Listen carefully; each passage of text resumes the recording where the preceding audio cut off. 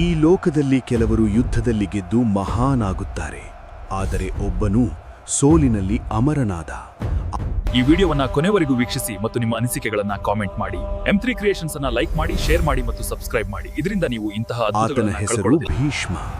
ಕುರುಕ್ಷೇತ್ರದ ಧೂಳಲ್ಲಿ ರಕ್ತ ಹರಿಯುತ್ತಿದ್ದಾಗ, ಸಾವಿರಾರು ಯೋಧರು ನೆಲಕ್ಕುರುಳಿದ್ದಾಗ, ಬಾಣಗಳ ಹಾಸಿಗೆಯ ಮೇಲೆ ಮಲಗಿದ್ದ ಒಬ್ಬ ವೃದ್ಧ ಯೋಧ ಇಡೀ ಜಗತ್ತಿಗೆ ಪಾಠ ಹೇಳುತ್ತಿದ್ದ.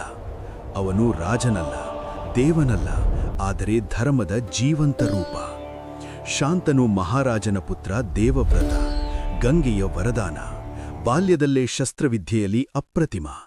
ಆದರೆ ವಿಧಿ ಅವನ ಮುಂದೆ ಅತ್ಯಂತ ಕಠಿಣ ಪರೀಕ್ಷೆಯನ್ನು ಇಟ್ಟಿತು.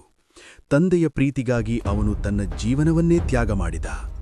ನಾನು ಎಂದಿಗೂ ವಿವಾಹವಾಗುವುದಿಲ್ಲ, ನನ್ನ ಸಂತಾನ ಎಂದಿಗೂ ಸಿಂಹಾಸನಕ್ಕೆ ಹಕ್ಕು ಕೇಳುವುದಿಲ್ಲ ಎಂಬ ಭಯಾನಕ ಪ್ರತಿಜ್ಞೆ.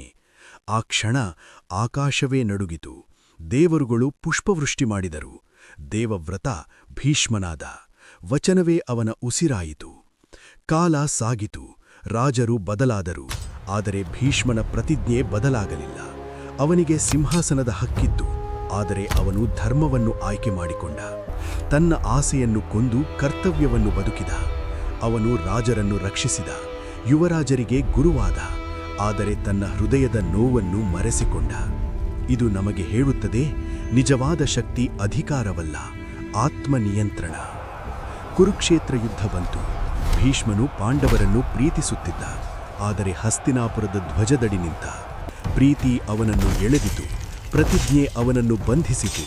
ಯುದ್ಧದಲ್ಲಿ ಅವನು ಸಾವಿರರನ್ನು ಸೋಲಿಸಿದ, ಆದರೆ ಅರ್ಜುನನನ್ನು ಕೊಲ್ಲಲಿಲ್ಲ, ಏಕೆಂದರೆ ಅವನೊಳಗಿನ ಧರ್ಮ ಇನ್ನೂ ಜೀವಿಸುತ್ತಿತ್ತು. ಇದು ನಮಗೆ ಹೇಳುತ್ತದೆ, ತಪ್ಪು ವ್ಯವಸ್ಥೆಯಲ್ಲಿದ್ದರೂ ಸರಿಯಾದ ಮನಸ್ಸು ಉಳಿಸಿಕೊಳ್ಳಬಹುದು. 10ನೇಯ ದಿನ ಯುದ್ಧವು ನ್ಯಾಯವನ್ನು ದಾಟಿದಾಗ ಭೀಷ್ಮನು ತನ್ನ ಅಂತ್ಯದ ದಾರಿಯನ್ನು ತಾನೇ ತೋರಿಸಿದ. ಅರ್ಜುನನ ಬಾಣಗಳು ಆಕಾಶವನ್ನೇ ಮುಚ್ಚಿದವು. ಭೀಷ್ಮನು ನೆಲಕ್ಕೆ ಬೀಳಲಿಲ್ಲ, ಬಾಣಗಳ ಹಾಸಿಗೆಯ ಮೇಲೆ ಮಲಗಿದ. ಸಾವು ಕೂಡ ಅವನನ್ನು ಮುಟ್ಟಲಿಲ್ಲ. ಅವನು ಉತ್ತರಾಯಣಕ್ಕಾಗಿ ಕಾಯುತ್ತಿದ್ದ, ಯೋಧನಾಗಿಯಲ್ಲ, ಗುರುವಾಗಿ. ಕೃಷ್ಣನೂ ಯುಧಿಷ್ಠಿರನೂ ಅವನ ಬಳಿಗೆ ಬಂದರು. ಭೀಷ್ಮನು ರಾಜರಿಗೆ ರಾಜ್ಯ ಧರ್ಮವನ್ನು ಬೋಧಿಸಿದ, ಮನುಷ್ಯರಿಗೆ ಜೀವನ ಧರ್ಮವನ್ನು ಹೇಳಿದ. ಸತ್ಯ ಸುಖಕ್ಕಿಂತ ದೊಡ್ಡದು, ಕರ್ತವ್ಯ ಅಹಂಕಾರಕ್ಕಿಂತ ಎತ್ತರ, ಸೇವೆ ಶಕ್ತಿಗಿಂತ ಶ್ರೇಷ್ಠ, ದಯೆ ಗರ್ವಕ್ಕಿಂತ ಪವಿತ್ರ ಎಂದು ಹೇಳಿದ. ಅವನು ಹೇಳಿದ, ರಾಜ್ಯ ನ್ಯಾಯದ ಮೇಲೆ ನಿಂತಿದೆ, ಮನುಷ್ಯ ಸ್ವಭಾವದ ಮೇಲೆ ನಿಂತಿದ್ದಾನೆ, ಜೀವನ ಸಂಯಮದ ಮೇಲೆ ನಿಂತಿದೆ. ಇದು ನಮಗೆ ಹೇಳುತ್ತದೆ, ನಿನ್ನ ಆಸ್ತಿ ನಿನ್ನ ಹೆಸರಲ್ಲ, ನಿನ್ನ ಮೌಲ್ಯಗಳು ನಿನ್ನ ನಿಜವಾದ ಸಂಪತ್ತು. ಸೂರ್ಯ ಉತ್ತರಾಯಣಕ್ಕೆ ತಿರುಗಿದಾಗ ಭೀಷ್ಮನು ಕಣ್ಮುಚ್ಚಿದ. ಅವನು ಸುಖಕ್ಕಾಗಿ ಬದುಕಿಲ್ಲ, ಗೌರವಕ್ಕಾಗಿ ಬದುಕಿದ. ಶಕ್ತಿಯನ್ನು ಹಿಂಬಾಲಿಸಲಿಲ್ಲ, ಶಕ್ತಿ ಅವನ ಹೆಸರನ್ನೇ ಹಿಂಬಾಲಿಸಿತು. ಇಂದು ಅವನು ನಮಗೆ ಹೇಳುತ್ತಾನೆ, ನಿನ್ನ ವಚನವೇ ನಿನ್ನ ಗುರುತು, ನಿನ್ನ ಶಿಸ್ತೇ ನಿನ್ನ ಅಸ್ತ್ರ, ನಿನ್ನ ಸ್ವಭಾವವೇ ನಿನ್ನ ಕಿರೀಟ. ಕಾರಣಗಳಿಂದ ತುಂಬಿದ ಲೋಕದಲ್ಲಿ ನೀನು ಭೀಷ್ಮನಾಗು. ಸುಲಭದ ದಾರಿಗೆ ಹೋಗದೆ ಧರ್ಮದ ದಾರಿಗೆ ನಿಂತವನು, ಸ್ವಾರ್ಥಕ್ಕಾಗಿ ಬದುಕದೆ ತ್ಯಾಗಕ್ಕಾಗಿ ಬದುಕಿದವನು.